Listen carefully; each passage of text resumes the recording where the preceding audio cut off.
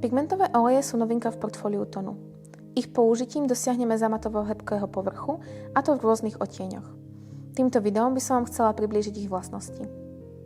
Naše stolové pláty najčastejšie vyrábame z bukovej a dubovej škárovky, alebo po česky z párovky. Každá škárovka sa skladá z lepených hranolčekov a keďže je drevo prírodný materiál, je prirodzené, že hranolčeky pochádzajú z rôznych častí kmeňa. To ovplyvňuje aj ich rozdielnú nasiakavosť a preto po nanesení oleja môžu niektoré z nich byť tmavšie a niektoré svetlejšie. To sa nám prirodzene prejavuje aj na vzorkách z Collection Boxu, kde môžeme vidieť farebnú rôznorodosť na jednotlivých preglejkách, alebo po česky překliškách. Najlepšie to môžeme demonstrovať na tomto príklade oleja Earthy Brown V685, kde vidíme bukovú stranu vzorky, ktorá je farebne výraznejšia. Stačí však otočiť na stranu vzorky, kde je zobrazený dub v rovnakom odtieni. A môžeme vidieť, že farebná škála zostáva zachovaná, líši sa však štruktúrou povrchu a to, čo olej zdôrazňuje. Pomockou pre zákazníka na definovanie farebnej škály môže byť teda porovnanie vzorky z oboch strán. Keď si objednáte vzorky olejov z Collection Boxu, slúžia skôr iba orientačne, než ako konkrétne zobrazenie farebnosti.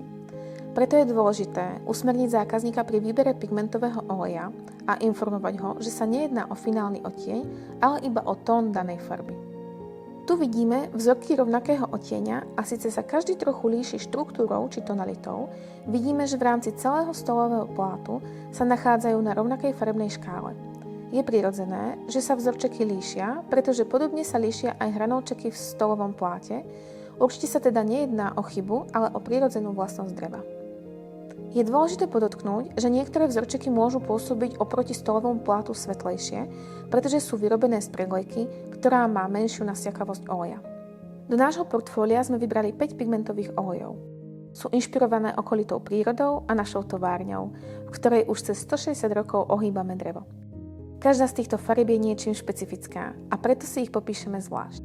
Pre všetky však platí, že na drevine buk je pigmentový olej intenzívnejší než na drevine dub. Buk má výrazne jemnejšiu a svetlejšiu štruktúru a i lepšiu nasiakavosť.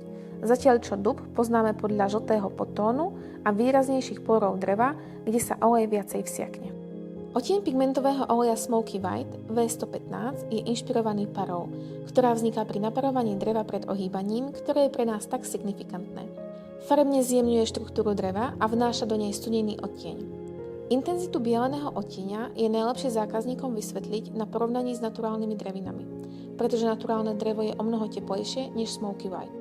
Platí to i pre drevinu buk i dub, avšak dub má o trošku teplejší podtón, pretože je prirodzene žltší ako buk.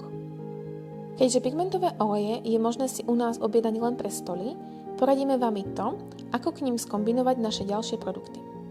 Pokiaľ si zákazník vyberie pigmentový olej Smoky White V115 a preferuje studenejšie tóny, môže si k tomuto oleju vybrať pigment White C120 alebo Cloud Grey C139.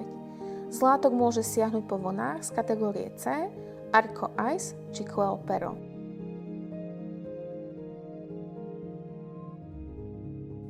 Teraz sa dívame na prírez teplejších materiálov, ktoré je vhodné i vzájomne kombinovať. Vybrala som kožu Prescott Clay z kategórie 1, ktorá je veľmi príjemná na dotyk. A dve vlny, konkrétne Lowlands 521 z kategórie B a Arco Jasmine z kategórie C. K všetkým týmto trom materiálom je možné kombinovať produkty v pigmente Mocha Beige C610 alebo v morení Light White S110, ktoré spolu vytvoria jednotný celok.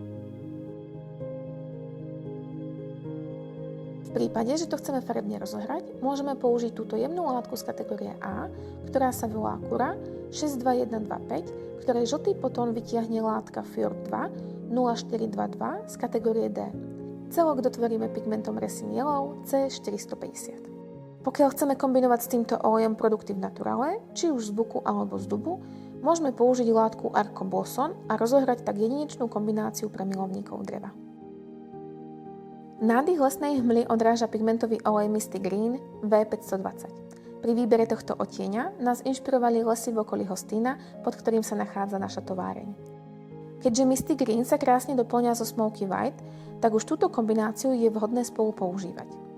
Výhodou to môže byť napríklad u kombinovaní konferenčných stolíkov, ako sú Triple Y či POV, ktoré sa krásne doplňajú. Tento fakt potvrdzujú i ostatné materiály z Collection Boxu, ktoré ako vidíte sú vhodnou kombináciou rovnako ako u oleja Smoky White. Okrem jemných neutrálnych tónov sa Misty Green vizuálne prepája i so zelenými odtieňmi, a to konkrétne s pigmentami Pebble Green C540 alebo s tmavším Deep Green C570. K obom týmto pigmentom sa hodia zelené odtiene látok z nášho portfólia. Vybrala som napríklad látku z kategórie A, Cura 68182, Arco Pont a Cleo Salbei z kategórie C, ktoré v sebe skrývajú jedinečnú štruktúru vďaka farebným nitiam, a dostupnejšou variantou by mohla byť koženka Grain Ceniza z kategórie A. Pokiaľ preferujete kombinácie tón v tóne, môžete vidieť, ako nám tieto materiály krásne doplňajú už spomínané zelené pigmenty. V prípade, že preferujete štruktúry, môžete k nim pridať Cleo Salbei a Arco Pont.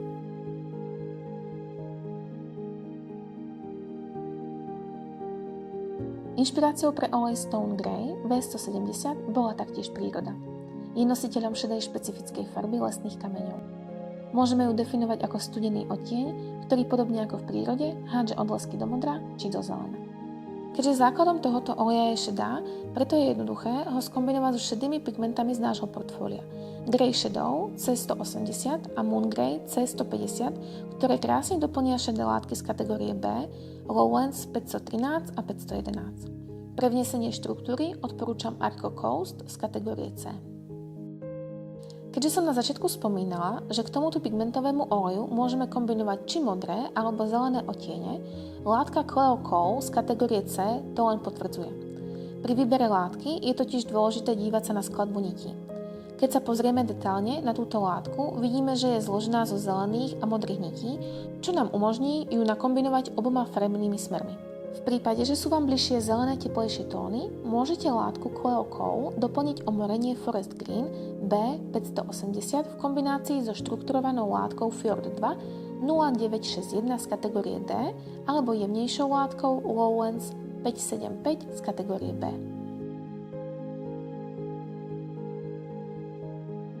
Ak sa rozhodnete olej Stone Green prepojiť s modrými pigmentami, máme na výber Graphite Blue C270 alebo svetlejší odtieň Steam Blue C250, ktorý celú kombináciu rozjasní.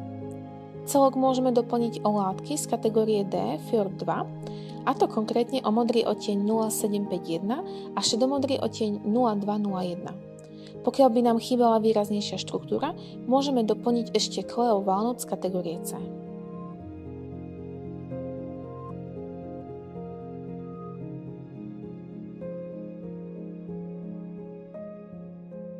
Do portfólia olejov sme vybrali dva hnedé odtiene.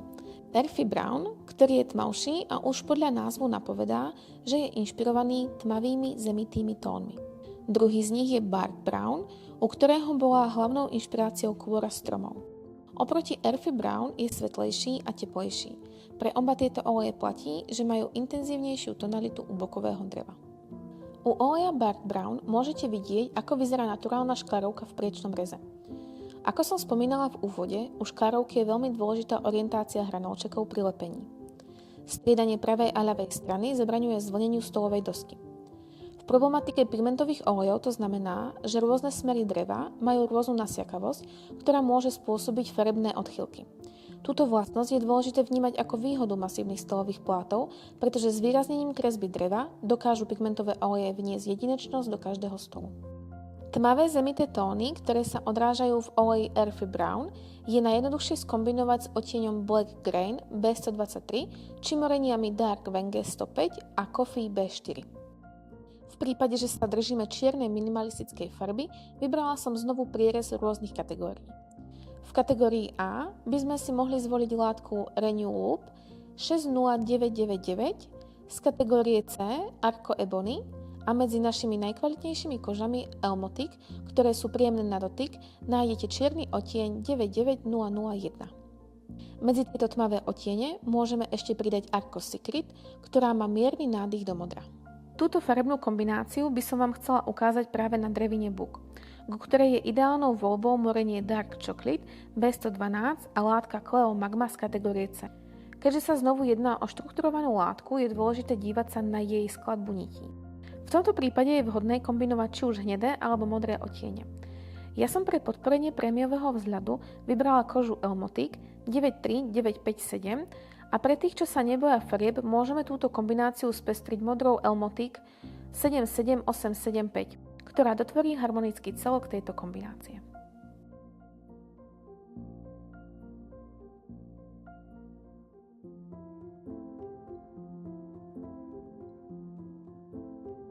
Kôra stromov bola hlavnou inšpiráciou pri výbere oleja Bark Brown V660. Jeho teplé podtóny najlepšie ladia s odtieňom morenia Nougat B114, či už v buku alebo dube. Skvelou kombináciou k moreniu B114 je látka Arcopon z kategórie C a koža Prescott Antelope z kategórie 1. Touto variantou určite neurobíte krok vedľa. V prípade, že sa budete držať hnedých odtieňov, máte na výber znovu z rôznych kategórií. Z kategórie A Renew Loop 61280, z kategórie C Arco Coast a z kategórie D Fjord 2 0262. Všetky tieto látky znovu môžete doplniť o Nougat B114. V prípade, že inklinujete k svetlejším tónom, môžete k oleju Bark Brown zvoliť pigment Mocha Beige C610 a doplniť ho o látku z kategórie A Cura 62125. Zákazníkom, ktorí sú milovníci prírodných materiálov, môžete odporučiť znovu jednu z našich najkvalitnejších koží Elmotic. Tmavší odtieň 43807 alebo svetlejší 43024. Pre rozjasnenie môžete ešte pridať vlnu z kategórie B, Lowlands 521 alebo Arco Jasmine z kategórie C, ktorá do tejto kombinácie vniesie trošku štruktúry. Drevo je prírodný materiál a preto je v poriadku a autentické, pokiaľ farebný povrch nie je rovnomerný, ale má svoju prirodzenú kresbu. Práve vtedy, ak zákazník inklinuje k originalite prírodných materiálov, by ste mu mohli doporučiť dokončenie pigmentovým olejom, ktorý krásu materiálu vyzdvihne.